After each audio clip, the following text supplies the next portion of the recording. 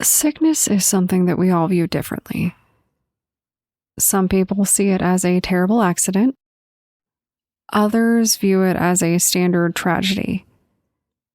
Some think it is something that was meant to be. And some see it as a plague that just had to happen. But there are times where a standard part of living becomes a reason to panic. Because some people think that illnesses can be caused by a curse.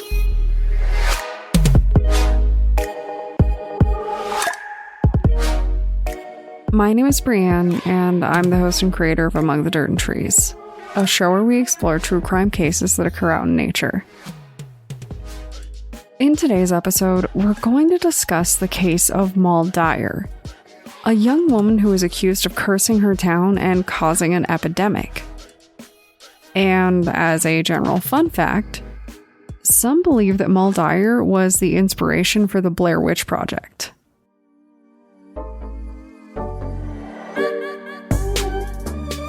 I've recently been working on a creative writing project around this, so I figured I would share what I found, but I swear I actually wasn't looking for a witch case for the show when I found this one. But here we are.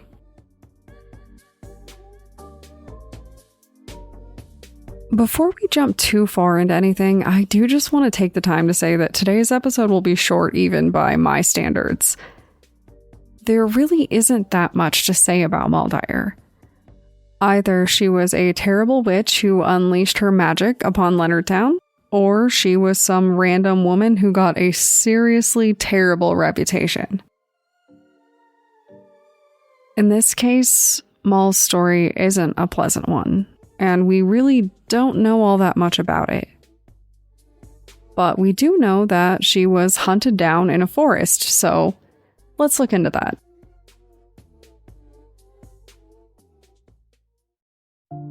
Moll Dyer was a resident of Leonardtown back in the 18th century. At the time, I'm assuming that she was a fairly normal person. But maybe she was ahead of her time because Moll was believed to have been a witch. At the time where her story was being told, there wasn't a lot of science. So when things went wrong, people often blamed God or magic. In Moll's case, she was blamed for an unfortunately natural thing, an epidemic. Her neighbors fully believe that she used her magic to curse the town and make them all ill. And they took this pretty seriously. Now, in this case, I'm going to give Moll the benefit of the doubt and assume that she didn't use magic to make her whole town sick. If I'm wrong, well, that's my bad, but her town was convinced that she used magic to essentially poison everyone. And she was targeted by local vigilantes. Basically, they decided to run her down, thinking that capturing her or killing her would put an end to the plague. So they chased her into the forest. They followed her into the woods, forcing her into a clearing where she stumbled and knelt against a stone. In that moment, she placed her hand upon the stone and prayed for justice. But she never got it. The paranoid townsfolk killed her, but they didn't do so without scaring the crap out of themselves. Stories say that Moll placed her hand upon that rock and channeled raw magic that forced her hand's imprint into the rock. That rock was then taken and placed in the local courthouse as a jarring reminder and as a cursed object that is still dangerous to this day, according to some people. At least that's one part of the story.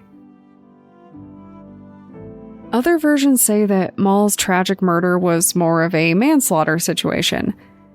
They say that she ran into the forest to escape and was found frozen to death on that rock instead, cursing the world that she left behind. I guess the real question is, was Moll guilty of killing her town using magic, or was she the victim of a team of horrible vigilantes? Some locals say that her property still won't grow any crops to this day because it's cursed. But I have to wonder if it's just property that has been neglected out of guilt and, more likely, superstition. I guess we may never know. Especially because when you look at the historical records, there is nothing that proves that she actually existed at all. But if she did, I hope she found her peace somehow. So, if you want to discuss historical figures that possibly don't exist, reasons why you should never trust your neighbors, and ways to stay warm in a freezing forest, feel free to contact me on Twitter or Instagram using the tag @DatPod. Thanks, guys.